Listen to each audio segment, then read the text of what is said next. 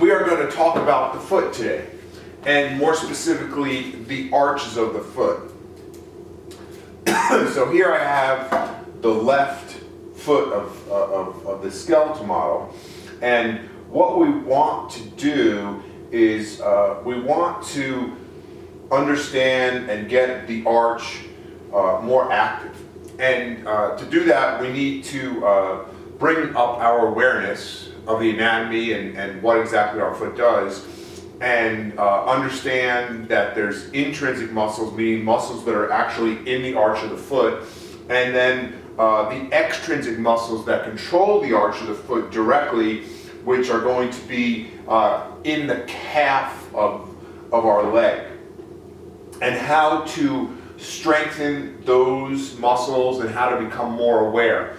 In addition to that, higher up, the hip and the spine are also going to have a direct control over what happens in the arch of the foot, because we have this kinetic chain, and it's kind of like a cogwheel system, if you know what that is.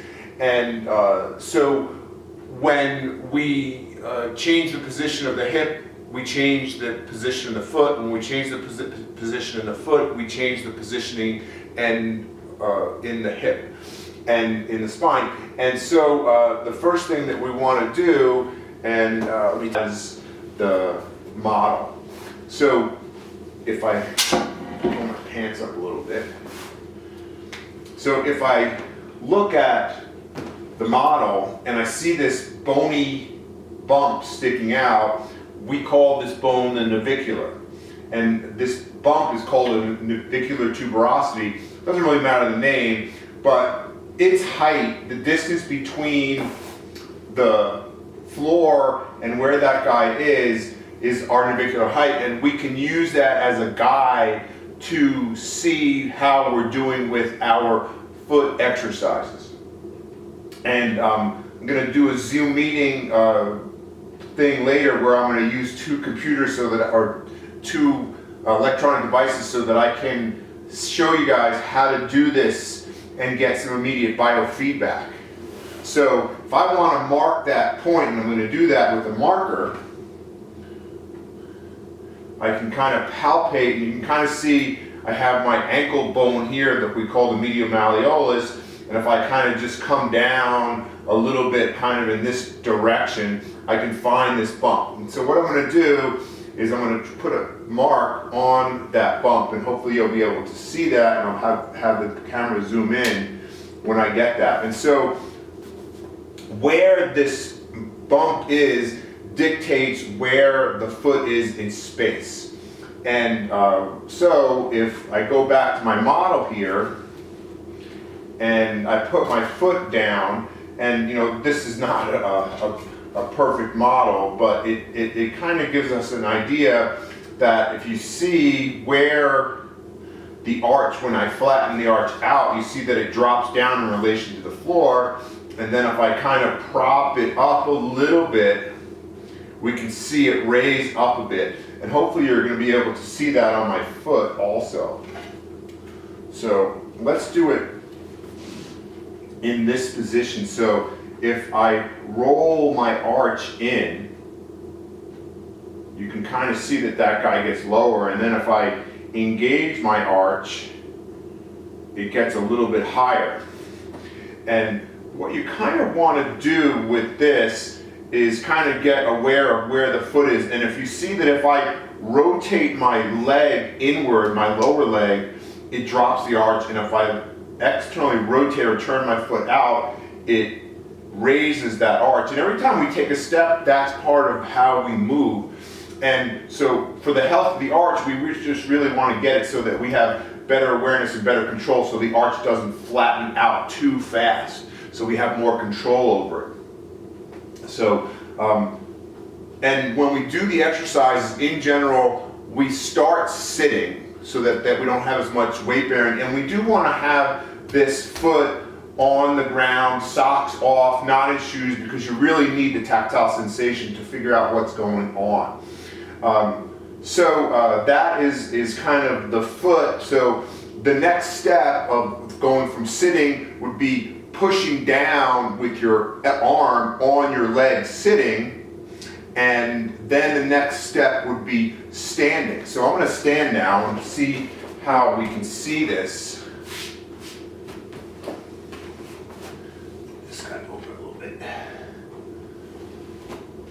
So you can kind of see where that dot is. So if I take my foot and I lift my toes up in the air, this is part of how we move, and what that does is it tightens the plantar fascia and it lets the muscles of the foot engage, and that should raise our arch. And then trying to maintain that positioning, we want to kind of spread the toes and put them down, maintaining that arch. And so this would be kind of the next stage, and we can do a bunch of different series of exercises. So we can take it so that the toe goes totally down and we push the main toe down and hold it for 5 seconds 30 times. We can take all of the toes, so again we regain that arch, toes up, and then we put the toes down, trying to really get the toes long and get the tips of the toes into the ground, and try and maintain that arch again. So we would do a set of 35-second holds there again. As we get more advanced, we could also take it so that when we raise the toe up, the big toe comes out to the side or to the inside, and then we put it down. And we're not talking about inches, we're talking about, a small amount, and do that same thing where we're taking the foot and projecting it outward. And then we could do the same thing, except now when we come down, the toe goes up, and then the toe goes more to the outside of the body and hold down for 30 seconds. So that's kind of the beginning of the exercise, and hopefully seeing where your foot is in space is going to be helpful. So some additional exercises that we can do is that we can actually, let me get a straight. Again, we can do this sitting, standing, as we progress. And so what we're going to do is kind of slide, well, no, let me do it for this foot, is slide the toe. And so now this just helps me kind of move the toe. So if I'm having trouble getting the toe up, I let the strap pull it up, and then I put it down. And I can do the same thing where my toe goes up and I'm trying to use that inside muscle, the abductor hallucis, and I come down and in. And I can either fight that motion or I can help and guide that motion. Let me turn this way so you can kind of see that motion. So again, you raise the arch. You raise the arch, engage, try to shorten the foot, and then raise the toes and then put them down. And so what I can do is as I put them down, I could guide as a beginning exercise, or I could resist as a more advanced exercise. Anything that you do gives you more kinesthetic sense, and that's really what we're striving for, so you can feel and control the foot more. Okay, so that's guided with the strap. So another exercise to do is to do what's called Velle's lean.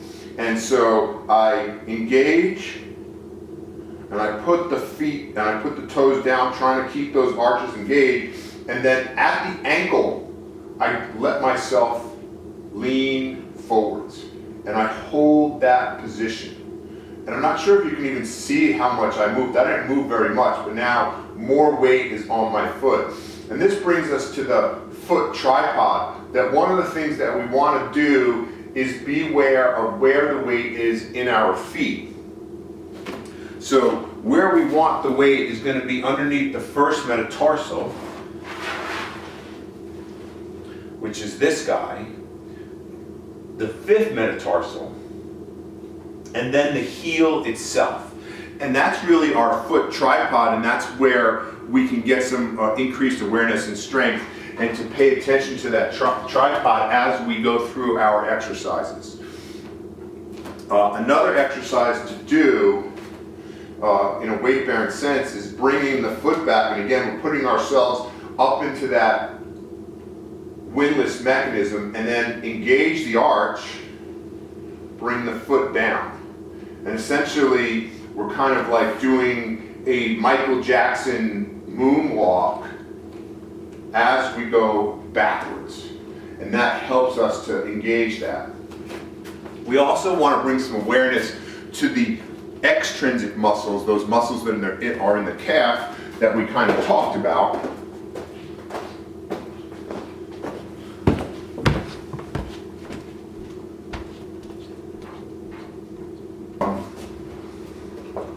What we can do here is get this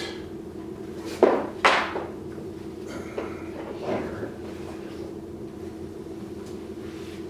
and then so you can't see it, but the strap is going underneath my foot, and I have some resistance here. Let me change it, hopefully change the angle a little bit. And so what the resistance is kind of coming here. And so there's going to be two key muscles on the inside here that we can identify the tendon and feel where they insert. So the tibialis posterior muscle comes down deep inside the calf and then comes around the medial malleolus, and then it goes and it connects to all of the bones in the arch. So to make that muscle work, we can get the foot so it's pointed and the arch is turned up towards the sky, and you really do get to feel this in the whole arch of the foot. And if you can see this tendon that's right here, it's popping up, telling me that I am actually working on that muscle, which is perfect. And we would do this, we would do an exercise where we would do a 3-second hold and hold it 10 times. Then the other muscle, the tibialis anterior, that muscle is going to be more activated when we bring the foot up like this. We call it dorsiflexion, doesn't really matter what we call it, but bringing the foot up. And I want to just make sure you can see that tendon, and that tendon right here. And that muscle starts in the front of the leg here, comes down, crosses it. We can see its tendon is really big, and then it doesn't connect to the whole arch. It reconnect to the base of the first metatarsal and the medial cuneiform. So it has a much smaller but much more medialward connection than that tibialis anterior, and you can kind of see its tendon quite well, and it's a big honking tendon. So we want those muscles to be activated, and we'll exercise those. As we advance,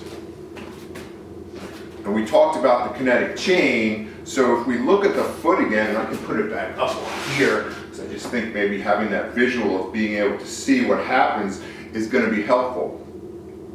So again, I engage the arch, I lift the toes, I put them down trying to maintain that arch position. And then if I do something, so if I take my pelvis and rotate it inwards, the normal tendency is for that to happen, so that I rotated the pelvis, I internally rotated the leg, and the arch flattens. And then if I go the other way, the arch raises. And what we want to be able to do is maintain the arch and add that pressure, because that really helps us to strengthen those intrinsic muscles. So if I put an internal rotation force and hold the arch in that position, that becomes a more advanced exercise.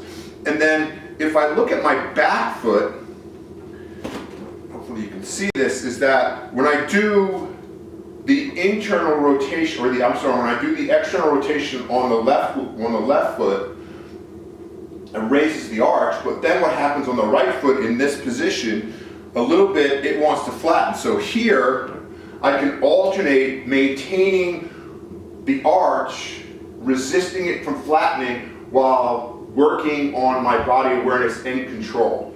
And this is really how we really get things connected, is that we add layers of complexity while maintaining the positioning. And this is something that's a super important concept to get. Let's see, anything else? I think that's it. Okay.